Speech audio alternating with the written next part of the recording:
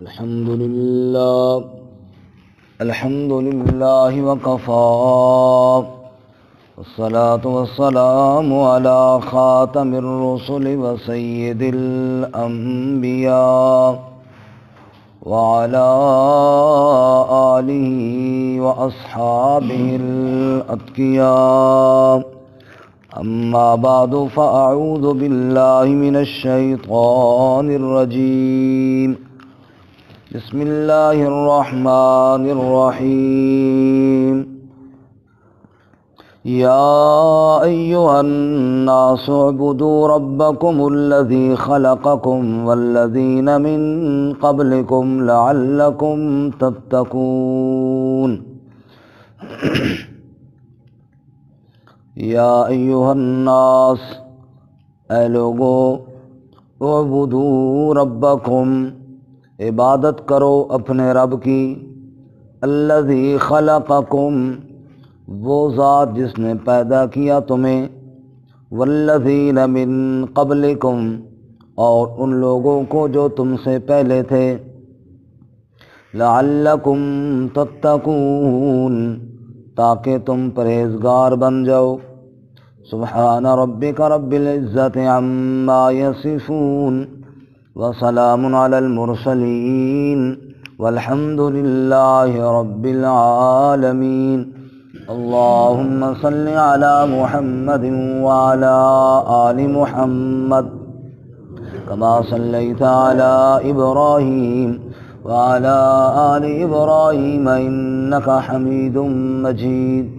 اللهم بارك على محمد وعلى آل محمد كما باركت على إبراهيم وعلى آل إبراهيم إنك حميد مجيد. معزز سامعین، سورۃ البقرہ کا تیسرا رکوع آیت نمبر 21 آپ کے سامنے تلاوت کی ہے. اللہ رب العزت اس کے مطابق صحیح بیان کی توفیق عطا فرمائے اور ہمیں قرآن و سنت پر عمل کرنے کی توفیق عطا فرمائے. اس سے قبل سورۃ البقرہ کی ابتدا میں بطور تمہید اللہ تعالیٰ نے 3 جماعتوں کا تذکرہ کیا جو ہم نے پڑھا اور سنا ہے. نمبر 1 متقین کا تذکرہ، یعنی اہل ایمان کا تذکرہ، ان کی صفات بیان کی کہ وہ غیب پر ایمان رکھتے ہیں، نماز قائم کرتے ہیں، رب کے دیے ہوئے میں سے خرچ کرتے ہیں، کتاب اللہ پر ایمان رکھتے ہیں، آخرت پر یقین رکھتے ہیں. یہی ہدایت پر بھی ہیں اور یہی کامیاب ہونے والے بھی ہیں.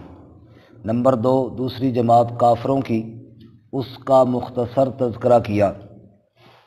ان کو ڈرانا یا نہ ڈرانا برابر ہے، وہ ایمان نہیں لائیں گے کیونکہ ان کے دلوں اور کانوں پر مہر لگ چکی ہے اور ان کی آنکھوں پر پردہ ہے، ان کے لیے بڑا عذاب ہے.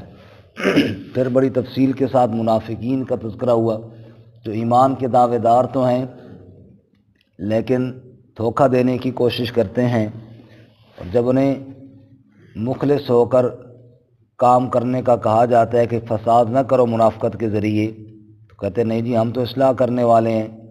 جب انہیں کہا جاتا ہے صحابہ کی طرح ایمان لاؤ، کہتے ہیں ہم ان بے وقوفوں کی طرح کیوں ایمان لائیں، نعوذ باللہ.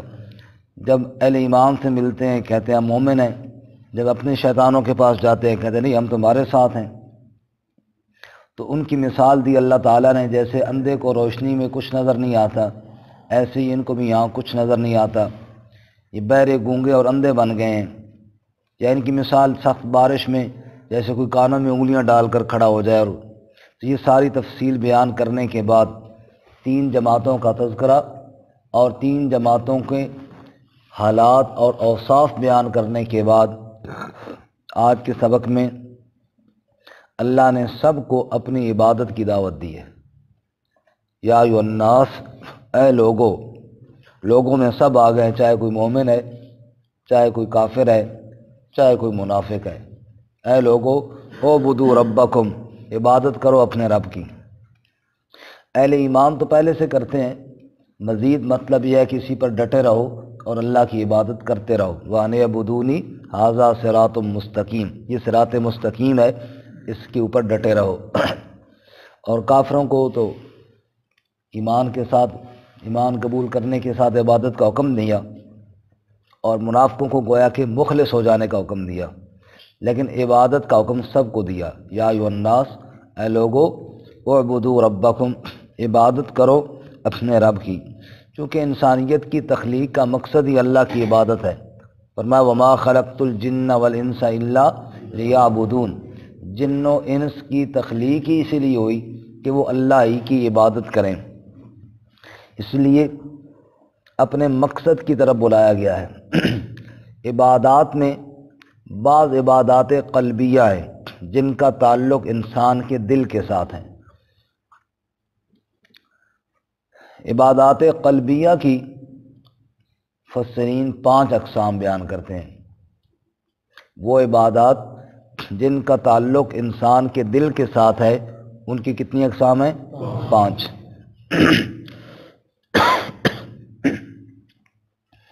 نمبر 1، اخلاص۔ جو بھی کام کیا جائے وہ خالص اللہ کی رضا کے لیے کیا جائے۔ اخلاص کا تعلق کس کے ساتھ ہے؟ دل کے ساتھ ہے۔ اخلاص کا تعلق ظاہر کے ساتھ نہیں، بدن کے ساتھ نہیں، اخلاص کا تعلق انسان کے دل کے ساتھ ہے۔ نمبر 2، محبت۔ جو کام کیا جائے محبت اور شوق کے ساتھ کیا جائے۔ مثلا نماز ہے تو بوجھ سمجھ کر نہیں بلکہ محبت کے ساتھ پڑھی جائے۔ اسی طرح قربانی ہے، زکوٰۃ ہے، جتنے بھی عبادات ہیں وہ مصیبت سمجھ کر نہیں بلکہ اللہ کی محبت میں شوق اور جذبے کے ساتھ کی جائے۔ یہ محبت کا تعلق بھی کس کے ساتھ ہے؟ دل کے ساتھ ہے۔ اسی طرح امید اور خوف، یعنی تیسری اور چوتھی اقسام، امید اور خوف۔ اللہ تعالیٰ سے رحمت کی امید بھی ہونی چاہیے اور اس کے عذاب سے ڈرنا بھی چاہیے۔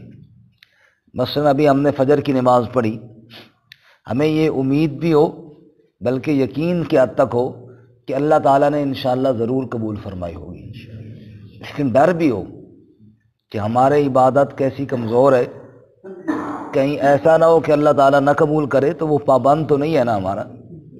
اس لیے امید بھی ہو اور خوف بھی ہو، اور امید اور خوف ان دونوں کا تعلق دل کے ساتھ ہے۔ تو 5ویں قسم ہوئی توکل۔ توکل کا معنی بھروسہ۔ اب اللہ کی ذات پر بھروسہ کرنا دنیاوی کاموں میں بھی، ہر کام میں بھی، اسی طرح عبادات میں بھی بھروسہ کرنا ہے تو کس کی ذات پہ؟ اللہ۔ اور اس توکل اور بھروسے کا تعلق بھی کس کے ساتھ ہے؟ دل کے ساتھ۔ یہ 5 اقسام قلبیہ دل والی جن کا تعلق دل کے ساتھ ہے، قرآن پاک میں مذکور ہیں، مختلف مقامات پہ ہیں۔ ہم صرف ایک ایک مقام دیکھ لیتے ہیں۔ آپ پہلے سپارے کا بالکل آخری صفحہ نکالیں، سورۃ البقرہ، صفحہ نمبر 20 ہے، یہی پہلا سپارہ ہے، آخر میں جائیں، صفحہ نمبر 20 ہے، آیت نمبر 138، پہلا سپارہ بالکل آخر سے نکالیں۔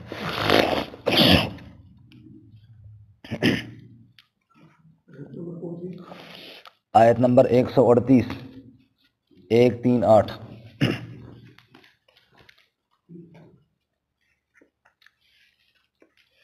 یہودیوں کے ہاں ایک رواج تھا کہ جب بچہ ہوتا تو اس کا وہ رنگ شنگ کرتے، وہ ایک خاص قسم کا ان کا رنگ تھا، وہ لگاتے نشان، جیسے آپ ہندوؤں کو آپ نے دیکھو کہ ماتھے پہ تھوڑا سا نشان لگاتے ہیں، ایسے ہی وہ یہودی بھی لگاتے تھے۔ انہوں نے مسلمانوں سے پوچھا کہ تم کون سا رنگ لگاتے ہو؟ ہم تو یہ پیلا رنگ لگاتے ہیں، تم کون سا رنگ لگاتے ہو؟ مسلمانوں کو اللہ نے جواب بتایا کہ تم یوں کہو کہ ہم یہ رنگ لگاتے ہیں۔ اچھا، اس جواب میں وہ 2 درجے موجود ہیں، محبت بھی اور اخلاص بھی، محبت بھی اور اخلاص بھی۔ سننا جو ان کا سوال، تم کون سا رنگ لگاتے ہو؟ ہمارا جواب صبغۃ اللہ، اللہ کا رنگ۔ جواب کیا ہے؟ اللہ کا رنگ۔ یہ ہے محبت بھرا جواب ہے۔ یہ کیا ہے؟ ہے محبت۔ کون سا رنگ لگایا جی؟ ہم نے اللہ کا رنگ لگایا جی، بس ہمیں اور کسی رنگ کی ضرورت ہے نہیں۔ صبغۃ اللہ، اللہ کا رنگ، ومن احسن من اللہ صبغا، اور اللہ سے زیادہ رنگ کس کا خوبصورت ہے؟ ہم نے تو اللہ کا رنگ قبول کیا، اور اس سے بڑھ کر اور خوبصورت رنگ کوئی نہیں۔ وَنَحْنُ لَهُ عَابِدُونَ، اور ہم اس کی عبادت کرنے والے ہیں۔ دیکھو عبادت میں محبت ہے، عبادت میں محبت۔ ہم نے اللہ کا رنگ قبول کر لیا، کیسے قبول کیا؟ ہم اس کی عبادت کرنے والے ہیں نا، ہم نے یہ رنگ قبول کیا، ہم نے رب کی عبادت کا رنگ قبول کر لیا ہے، ہم نے اللہ کے سامنے سجدہ ریز ہونا، بس یہی رنگ قبول کر لیا ہے۔ ہمارا رنگ، ہم اسی رنگ میں رنگے گئے ہیں کہ کبھی قیام میں ہیں اور کبھی رکوع میں ہیں، کبھی رب کی تسبیحات کرتے ہیں، کبھی رب کے سامنے سر بسجود ہیں۔ یہی رنگ ہے، اور ایک مومن کو یہی رنگ پسند ہے۔ اچھا دوسرے آیت دیکھیے، اس سے آگے دیکھیں جی۔ قل، آپ فرما دیجئے، اتحاجوننا فی اللہ، کیا تم جھگڑا کرتے ہو ہم سے اللہ کے بارے میں؟ وَهُوَ رَبُّنَا وَرَبُّكُمْ، حالانکہ وہ ہمارا بھی رب ہے اور تمہارا بھی رب ہے۔ وَلَنَا أَعْمَالُنَا وَلَكُمْ أَعْمَالُكُمْ، ہمارے لیے ہمارے اعمال اور تمہارے لیے تمہارے اعمال۔ وَنَحْنُ لَهُ مُخْلِصُونَ، اور ہم اس کے لیے اخلاص بھی کرنے والے ہیں، صرف عبادت ہی کرنے والے نہیں ہیں، ہم اس کے لیے اخلاص بھی کرنے والے ہیں۔ تو دو عبادات کی اقسام، نمبر ایک محبت، نمبر دو اخلاص۔ یہ کس کے لیے؟ اللہ کے لیے۔ محبت تو یوں کہ ہم نے کہا ہم نے اللہ کا رنگ قبول کر لیا، اور اس سے زیادہ اچھا ہمیں اور کوئی رنگ نظر نہیں آتا کہ جس کو ہم قبول کریں۔ اور آگے فرمایا ہم اس کی جو عبادت کرنے والے ہیں نا، وَنَحْنُ لَهُ مُخْلِصُونَ، ہم اس کی مخلص ہو کر عبادت کرنے والے ہیں۔ اور یہاں پر وہ بات بھی عرض کر دوں جو اللہ تعالیٰ نے مثال کے طور پر فرمایا، من بین فرس ودم لبنا خالصا سائغا للشاربین۔ رو لوگو، کبھی دیکھا تو کرو، گائے کا رنگ دیکھو، بکری کا رنگ دیکھو، بھینس کا رنگ دیکھو، اور اس کے تو تم نے ڈالا ہے اس کو چارہ، اس چارے کا رنگ دیکھو، اس کے فضلے کی بدبو دیکھو، اس کے خون کا سرخ رنگ دیکھو، اور پھر اپنے برتن میں سفید رنگ کے خالص دودھ کی دھاروں کو بھی دیکھو۔ من بین فرس ودم لبنا خالصا، گوبر اور خون کے بیچ میں سے خالص دودھ کی دھاریں تیرے رب نے نکالی ہیں۔ حالانکہ انہی مراحل سے، انہی کے ساتھ ساتھ سے گزرتا ہوا آیا۔ علماء نے فرمایا دو چیزوں کا اللہ نے ذکر کیا، گوبر کا اور خون کا۔ گوبر بدبودار بھی ہے، پلیت بھی ہے، خون پلیت ہے، بدبودار نہیں ہے۔ اللہ نے دو چیزوں کا ذکر کر کے فرمایا میں نے خالص دودھ نکالا۔ رب کہتا ہے عبادت کرنے والے دھیان کرنا، جیسے دودھ کے دائیں بائیں دو پلیتیوں کا ذکر ہوا نا، ایسے تو عبادت کرے گا، یہاں بھی دائیں بائیں دو پلیتیاں ہیں، نمبر ایک شرک، نمبر دو ریاکاری۔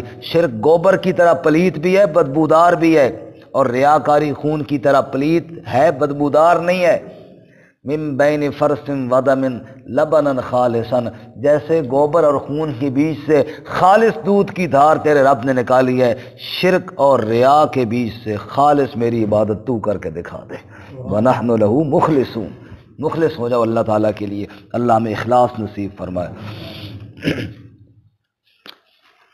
خوف اور امید، اللہ تعالیٰ کی ذات سے ڈرنا بھی چاہیے اور اللہ تعالیٰ کی ذات سے امید بھی رکھنی چاہیے۔ یہ دو قلبی اقسام کا تذکرہ سورہ بنی اسرائیل 15واں پارہ صفحہ نمبر 260 آیت نمبر 57 میں ہے جی۔ سورہ بنی اسرائیل 15واں پارہ، بعض مقامات پہ سورۃ الاسراء لکھا ہوگا، سورۃ الاسراء یا سورہ بنی اسرائیل، صفحہ نمبر 260 ہے، 15واں سپارہ، آیت نمبر 56 اور 57۔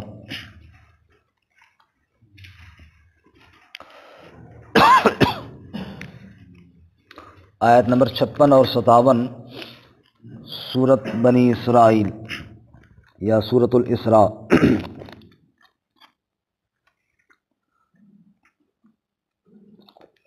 فرمایا جی قُلِ ادْعُوا الَّذِينَ زَعَمْتُم مِّن دُونِي، آپ کہہ دیجئے پکارو ان کو جن کو تم گمان کرتے ہو اللہ کے علاوہ، جن کو معبود سمجھ رکھا ہے کہ وہ مشکلیں حل کر پکارو. فلا یملکون کشف الضر عنکم، پس وہ مالک نہیں تم سے تکلیف کو دور کرنے کے، ولا تحویلا، اور نہ تکلیف کو پھیرنے کی طاقت ہے، بلکہ اولئک الذین، یہ وہ بزرگ جن کو تم پکارتے ہو نا، اولئک الذین یدعون، جن کو وہ پکارتے ہیں، یبتغون الی ربہم الوسیلہ، یہ تو تلاش کرتے ہیں رب کی نزدیکی اور قرب، ایہم اقرب، کون ان میں زیادہ اللہ کے قریب ہوتا ہے. ان کے اعمال تو یہ تھے کہ اللہ کا قرب ڈھونڈ رہے تھے. وَيَرْجُونَ رَحْمَتَهُ، اور یہ امید رکھتے تھے اس کی رحمت کی، وَيَخَافُونَ عَذَابًا، اور ڈرتے تھے اس کے عذاب سے. امید اور خوف. یرجون رحمتہ، امید رکھتے اس کی رحمت کی، وَيَخَافُونَ عَذَابَهُ، اور ڈرتے ہیں اس کے عذاب سے.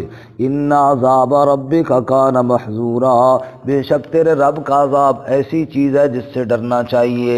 تو اللہ والے امید بھی اللہ پر رکھتے ہیں اور خوف بھی اللہ. تو امید اور خوف عبادات کی اقسام میں سے ہو گئی.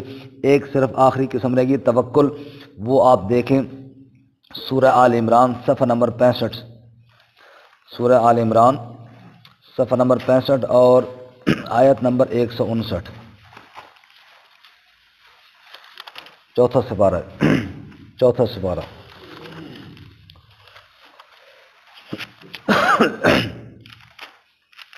چوتھا پارہ آیت نمبر 159،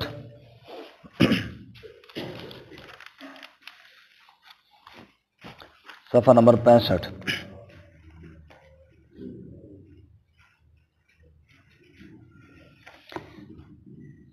اللہ تعالیٰ اپنے نبی صلی اللہ علیہ وسلم کو فرماتے ہیں، اے میرے نبی آپ کتنے رحم دل ہیں اپنے ساتھیوں کے لیے. فَبِمَا رَحْمَةٍ مِّنَ اللَّهِ لِنتَ لَهُمْ، بس اللہ کی رحمت کی وجہ سے آپ نرم ہو گئے ان کے لیے. وَلَوْ كُنْتَ فَظًّا غَلِيظَ الْقَلْبِ، اور اگر آپ سخت مزاج سخت دل والے ہوتے، لَانفَضُّوا مِنْ حَوْلِكَ، لوگ آپ کے گرد سے اٹھ کر چلے جاتے. فَاعْفُ عَنْهُمْ، اگر ان سے غلطی ہو جائے تو معاف کر میرے محبوب. وَاسْتَغْفِرْ لَهُمْ، اور استغفار کر ان کے لیے. وَشَاوِرْهُمْ فِي الْأَمْرِ، اور مشورے کر ان سے اپنے کاموں میں. لیکن فَإِذَا عَزَمْتَ، جب مشورے میں ایک بات طے ہو جائے، فَتَوَكَّلْ عَلَى اللَّهِ، پس بھروسہ کس پر رکھ؟ إِنَّ اللَّهَ يُحِبُّ الْمُتَوَكِّلِينَ، بے شک اللہ تعالی محبت کرتا ہے بھروسہ کرنے والوں سے، توکل کرنے والوں سے.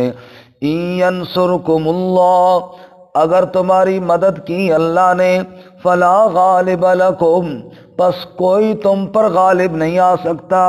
وَإِن يَخْذُلْكُمْ، اور اگر اس نے تمہیں رسوا کر دیا، فَمَنْ ذَا الَّذِي يَنْصُرُكُمْ مِنْ بَعْدِهِ، پس کون ہے جو تمہاری مدد کرے گا اس کے بعد.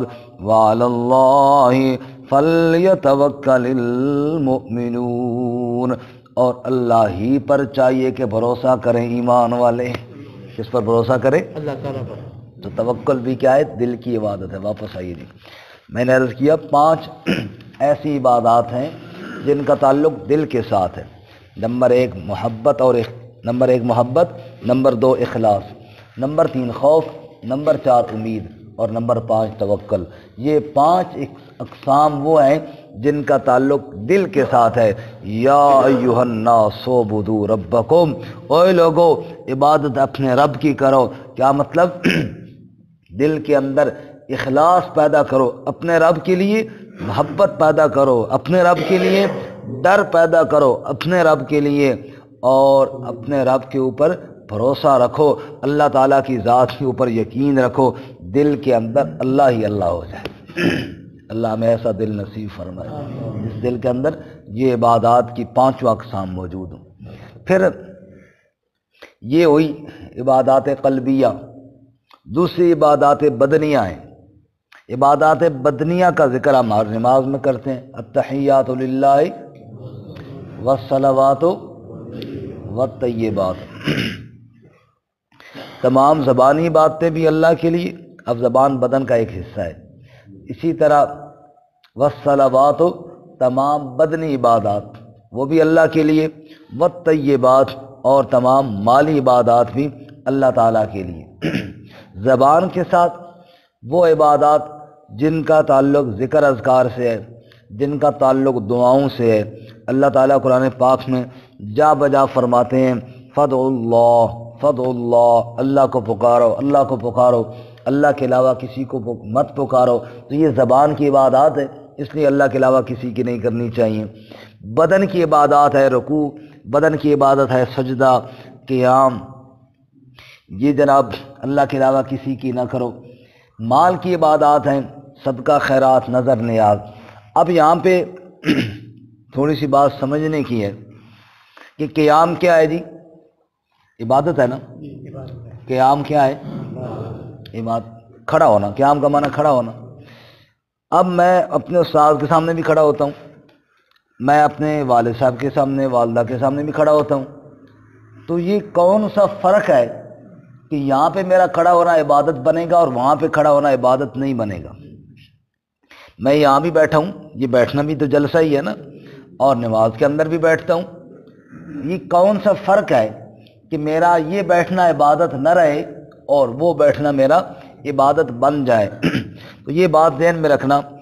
عبادت کی تفسیر کہ عبادت کس کو کہتے ہیں، تو عبادت کسی ہستی کے بارے میں، جو کہ عربی میں بڑی لمبی ہے، وہ آپ کو سنانے کا فائدہ نہیں، یاد تو ہو گئی نہیں، کسی ہستی کے بارے میں دو نظریات رکھنے، علامہ ابن قیم رحمۃ اللہ علیہ نے بھی کیا اور دیگر مفسرین نے نقل کیے۔ کسی ہستی کے بارے میں دو نظریات رکھنے، نمبر ایک نظریہ علم، نمبر دو نظریہ قدرت۔ نظریہ علم اور نظریہ قدرت، علم اور قدرت کا عقیدہ رکھنا کسی ہستی کے بارے میں۔ مثال کے طور پہ اب میں نماز کے لیے کھڑا ہوں، میرا عقیدہ کیا ہے کہ میرا اللہ مکمل میری اس عبادت سے باخبر ہے، اس کو علم ہے، اتنا علم ہے کہ دل کی دھڑکنوں تک وہ جانتا ہے، اتنا اس کو علم ہے کہ میں کیسے کھڑا ہوں، کس نیت سے کھڑا ہوں، کس کیفیت میں کھڑا ہوں، طہارت کے ساتھ کھڑا ہوں، بغیر طہارت کے ساتھ کھڑا ہوں، میرے کپڑے پاک ہیں ناپاک ہیں، میرا دل میں ارادہ کیا ہے، میں اللہ کے لیے کھڑا ہوں یا کسی اور کو دکھانے کے لیے کھڑا ہوں۔ مکمل علم رکھنے والی ہستی ہے جس کے سامنے میں کھڑا ہوں، پہلا عقیدہ۔ دوسرا عقیدہ قدرت کا ہے کہ میں جس ہستی کے سامنے کھڑا ہوں وہ قادر بھی ہے، مجھے اس عبادت پر خوش ہو کر نفع بھی دے سکتا ہے اور میری کسی غلطی پر ناراض ہو کر مجھے نقصان بھی دے سکتا ہے۔ نفع اور نقصان پر مکمل اختیار وہ میری اس معبود کا ہے جس کے سامنے میں کھڑا ہوں۔ تو کتنے عقیدے ہو گئے؟ دو بنیادی طور پر، ایک علم اور ایک قدرت۔ اب یہ علم اور قدرت کا عقیدہ رکھ کے جس کے سامنے کھڑے ہوں گے وہ عبادت بنے گی، اور یہ عقیدہ نہیں ہوگا تو وہ عبادت نہیں بنے گی۔ بات سمجھ میں آئی؟ میں اپنے والد کے سامنے بھی بیٹھتا ہوں، استاد کے سامنے بیٹھتا ہوں، لیکن یہ میرا نظریہ نہیں ہے کہ وہ میرے حالات سے باخبر ہیں اور وہ نفع نقصان کے مالک ہیں، نہیں عقیدہ میرا۔ جب یہ عقیدہ نہیں ہے تو پھر جناب عبادت نہیں ہے۔ اور اسی عقیدے کے ساتھ کہ جناب حضرت مجھے دیکھ رہے ہیں اور حضرت مجھے نقصان کر دیں گے، تو میں ڈرتے ڈرتے جناب جاتا ہوں اور کسی دربار پہ جا کر کھڑا ہو جاتا ہوں۔ اگر میرا یہ عقیدہ نہیں ہے نا پھر تو کوئی حرج نہیں ہے، لیکن عقیدہ نہ ہو تو پھر میں اتنا خرچہ کر کے جاؤں کیوں؟ یہاں سے میں خرچہ کر کے گیا ہوں اور کافی جناب لمبا سفر کر کے گیا ہوں، وہاں جا کے میرا عقیدہ نہ اس کو پتہ ہے اور نہ یہ کوئی نفع نقصان دے سکتا ہے، تو بتاؤ پھر میں جاؤں گا؟ بولیں جی، انصاف کی بات ہے نا۔ اگر میرا عقیدہ یہ ہو کہ میں یہاں سے بڑے دور سفر کر کے فلاں دربار پہ گیا ہوں، لیکن اس دربار والے کو پتہ بھی کوئی نہیں کون آیا اور کون نہیں آیا، پتہ بھی اس کو کوئی نہیں، اور اس کے پاس کاک اختیار بھی کوئی نہیں، یہ دو عقیدے اگر پکے ہو جائیں بتاؤ کوئی جائے گا پھر؟ یہ دو عقیدے تو کمزور ہوتے ہیں، تبھی تو یہ سارے چکر چل رہے ہیں۔ یہ عقیدے اللہ کے بارے میں پکے رکھیے کہ علم والی ذات بھی اللہ کی ہے اور قدرت والی ذات بھی کیا ہے، اور اسی کو ساتھ بنتی ہے عبادت۔ یا ایھا الناس اعبدوا ربکم اوے لوگو عبادت اپنے رب کی کرو، یعنی علم والا عقیدہ رکھو تو بھی اللہ کے لیے، اور قدرت والا عقیدہ رکھو تو بھی کس کے لیے؟ اللہ کے لیے۔ اب بات سمجھ میں آئیے عبادت اور غیر عبادت کا فرق۔ قرآن پاک میں اس میں بڑے دلائل ہیں، جہاں بھی اللہ تعالیٰ نے مسئلہ الہ بیان کیا ہے نا، وہاں پر اللہ نے ان دو صفتوں کا ذکر کیا ہے۔ مثال کے طور پہ تفصیل نہیں ہے، میں آپ کو زبانی سنا دیتا ہوں۔ آپ آیت الکرسی میں دیکھیے، ذہن جو یاد ہے وہ زبانی غور کیجیے۔ اللہ لا الہ، اللہ کے علاوہ الہ کوئی نہیں، الہ کا معنی عبادت کے لائق کوئی نہیں، عبادت آئی نا، الہ کا ذکر آیا۔ اچھا اب آگے یہی دو صفتیں ہوں گی، کیوں کوئی نہیں؟ الحی القیوم لا تأخذہ سنۃ ولا نوم، وہ زندہ ہے، وہ سب کو تھامنے والا ہے، اس کو نیند نہیں آتی، اس کو اونگ نہیں آتی۔ لہو ما فی السماوات و ما فی الارض، آسمان زمین میں جو کچھ ہے سب اس کا ہے۔ من ذا الذی یشفع عندہ الا باذنہ، اس کے آگے کوئی سفارش اجازت کے بغیر نہیں کر سکتا۔ اب ان ساری باتوں میں کیا ہے؟ قدرت ہے، وہ اتنی قدرتوں والا، سب کو تھامنے والا، آسمان اس کا، زمین اس کا، اور اس کے آگے کوئی بول نہیں سکتا۔ یہ سب اللہ کی کیا ہے؟ قدرتیں ہیں نا۔ آگے یعلم ما بین ایدیہم وما خلفہم، یہ علم آ گیا، یعلم ما بین ایدیہم وما خلفہم، وہ جانتا ہے اگلے پچھلے سارے حالات۔ ولا یحیطون بشیء من علمی، اس کے علاوہ ایک ذرے کو بھی کوئی نہیں جانتا۔ یہ علم آ گیا۔ اللہ اپنے علم کو بھی بیان کرتے ہیں، اللہ اپنی قدرت کو بھی بیان کرتے ہیں، اور ساتھ ساتھ کہتے ہیں اللہ لا الہ۔ جب علم بھی میری، قدرت بھی میری، عبادت کے لائق بھی پھر میرے سے ہے۔ ایک اور مقام پہ 20ویں پارے میں فرماتے ہیں ربک یخلق ما یشاء ویختار ما کان لہم الخیرہ، رب تیرا خالق بھی ہے، اختیار بھی رکھتا ہے، اس کے علاوہ کسی کے پاس اختیار کوئی نہیں۔ اور پھر آگے فرماتے ہیں وَهُوَ اللَّهُ لَا إِلَٰهَ إِلَّا هُوَ، اس کے علاوہ الہ بھی تو کوئی نہیں۔ وَرَبُّكَ يَعْلَمُ مَا تُكِنُّ صُدُورُهُمْ وَمَا يُعْلِنُونَ، تیرا رب سینوں کے راز بھی جانتا ہے اور جاننے والا بھی کوئی نہیں۔ پہلے قدرت کو بیان کیا، پھر علم کو بیان کیا، اور بتایا میرے علاوہ عبادت کے لائق کوئی۔ یہ قدرت اور علم والا عقیدہ جتنا رب کے لیے مضبوط ہوگا اتنا ہی شرک کا دروازہ بند ہوگا، اور جتنا وہ رب کے لیے عقیدہ کمزور ہوگا وہاں شرک کا دروازہ کھلتا چلا جائے گا۔ اللہ ہماری حفاظت فرمائے۔ تو فرماتے ہیں یا ایھا الناس اعبدوا ربکم، اے لوگو عبادت کرو اپنے رب کی۔ اچھا عبادت کا ایک معنی اطاعت اور فرما برداری ہوتا ہے۔ سورہ یاسین میں ہے نا الم اعہد الیکم یا بنی آدم اللہ تعبدوا الشیطان انہ لکم عدو مبین، اے بنی آدم شیطان کی عبادت نہ کر۔ کیا مطلب؟ شیطان کی اطاعت نہ کر، شیطان کی عبادت کا معنی کیا؟ اطاعت۔ جیسے اس طرح تو کبھی نہیں ہوا نا کہ بندے کا 2 رکعت نماز شیطان کے لیے، اس طرح تو کبھی کوئی نہیں پڑھتا۔ شیطان کی عبادت نہ کر یعنی شیطان کی اطاعت نہ کر، تو وہاں عبادت کا معنی کیا ہو گیا؟ اطاعت ہو گیا۔ تو اللہ کی اطاعت کرو۔ عدی ابن حاتم رضی اللہ تعالیٰ مسلمان ہو گئے، عیسائی مسلک سے تعلق تھا۔ ایک قرآن کی آیت پڑھی تو چونک اٹھے۔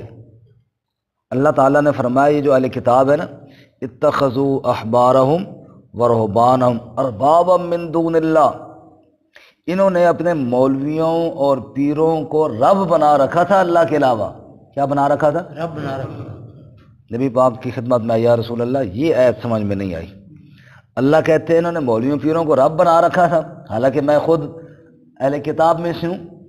یا رسول اللہ ہم نے رب تو کبھی نہیں بنایا تھا، کبھی نہیں ہم نے کہا کہ یہ رب ہے، ہم نے کبھی نہیں کہا۔ تو اللہ تعالیٰ یہ کیا کہہ رہے ہیں، یہ سمجھ نہیں آئی بات۔ آپ مسکرائے اور آپ نے فرمایا عدی یہ بتاؤ کہ اگر وہ کسی چیز کو حلال کر دیتے تو مانتے تھے یا نہیں؟ کہا جی بالکل۔ کہ حرام کر دیتے پھر؟ کہا وہ بھی مانتے تھے۔ کہ یہ علت اور حرمت کا اختیار کس کو ہے؟ یہی تو رب۔ ضروری نہیں کہ بندہ زبان سے کہے کہ یہ میرا رب ہے، وہ رب کا درجہ دے دینا، رب کا مثال کے طور پہ بندہ نہیں کہتا کہ یہ جو بزرگ ہے نا یہ میرے رب ہے، یہ میرے معبود ہے، یہ کہتا نہیں ہے، لیکن یہ کہتا ہے کہ نہیں جی میں گھروں بعد نکلا ہوں، انہوں نے پہلے پتہ ہی علم مان لیا نا۔ اور بادشاہ تھوڑی بہت ہی گڑبڑ ہوئی تو حضرت اور جناب بیڑا غرق کر کے رکھ لینا ہے، قدرت مان لی نا۔ یہ کہنا ضروری نہیں، لیکن وہ نظریہ تو رکھ لیا نا، وہ درجہ تو دے دیا نا۔ کہ جناب ان کا علم بھی اتنا ہے اور ان کی قدرت بھی اتنی ہے. یہی زبان سے رب کہنا، معبود کہنا ضروری نہیں، بس وہ درجہ اور صفت مان لینا، یہ کیا ہے؟ یہ شرک ہے. اللہ تعالیٰ اس سے محفوظ فرمائے. یا ایھا الناس، اے لوگو، اعبدوا ربکم، عبادت کرو اپنے رب کی، الذی خلقکم، وہ ذات جس نے تمہیں پیدا کیا. اب دلیل آگے، پہلے حکم دیا عبادت اللہ کی کرو، اب آگے دلائل کا سلسلہ شروع ہوا. پہلی دلیل، الذی خلقکم، اس لیے اللہ کی عبادت کرو کہ اس تمہارا خالق ہے، تمہارا بنانے والا ہے. والذین من قبلکم، صرف تمہارا ہی نہیں، تمہارے سے پہلے لوگوں کا، تمہارے باپ دادا کا، وہ جن کو تم معبود سمجھ کے پکارتے ہو، ان کا بھی خالق کون ہے؟ اللہ. خالق ہر چیز کا اللہ تعالیٰ ہے. اللہ کے علاوہ کوئی ایک مکھی بھی نہیں پیدا کر سکتا. بس ایک سنا کے بعد ختم کرتا ہوں. یا ایھا الناس ضرب مثل فاستمعوا له ان الذين تدعون من دون الله لن يخلقوا ذبابا ولو اجتمعوا له. او لوگو، اللہ کے علاوہ سارے مل جائیں ایک مکھی بھی پیدا نہیں کر سکتے. ذباب کس کو کہتے ہیں؟ مکھی. جے کر پر مکھی دا بھجے توڑے ساری دنیا لگے، وہ اویں نہ جڑ سی جویں جڑیا سی اگے. اگر اللہ کریم نے مکھی کا ایک پر توڑ دیا، دنیا والے اس طرح بنا بھی نہیں سکتے. جب خالق اللہ ہے تو پھر معبود بھی اللہ ہے. اس کی عبادت کرو. لعلکم تتقون، تقوی کا معنی ہوتا ہے بچنا، تاکہ تم بچ جاؤ، جہنم کی آگ سے بچ جاؤ، اللہ کی نافرمانی سے بچ جاؤ، تم پرہیزگار بن جاؤ. یہ سارے معنی اس کے ہو سکتے ہیں، تاکہ تم اللہ کی عبادت کرو اور جہنم کی آگ سے بچ جاؤ. اللہ میں عمل کی توفیق عطا فرمائے. ترجمہ دوبارہ سن لیں. یا ایھا الناس اعبدوا ربکم، اے لوگوں عبادت کرو اپنے رب کی، الذی خلقکم، وہ ذات جس نے تمہیں پیدا کیا، والذین من قبلکم، اور ان لوگوں کو جو تم سے پہلے تھے، لعلکم تتقون، تاکہ تم پرہیزگار بنو یا بچ جاؤ.